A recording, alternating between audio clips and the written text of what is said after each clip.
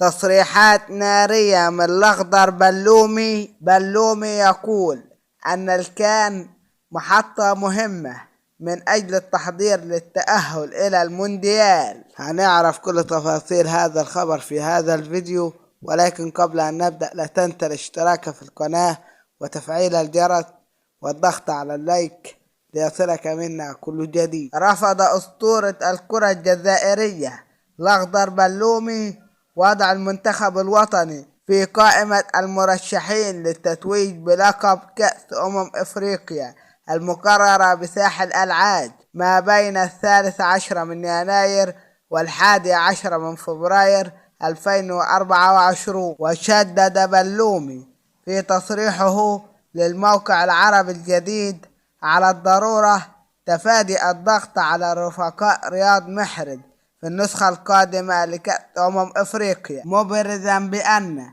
الهدف الأبرز من وجهة نظري هو التأهل لكأس العالم 2026 ودور الساحل العاج أراها أفضل محطة تحضيرية. وختم بلومي على اللاعبين والمدرب خوض المنافسة القارية دون ضغوطات، وإن نجحوا في التتويج فسيكون ذلك أمرا رائعا للكرة الجزائرية مثلما كان الحال سنة 2019. هذا ما قاله بلومي، والسلام عليكم ورحمة الله.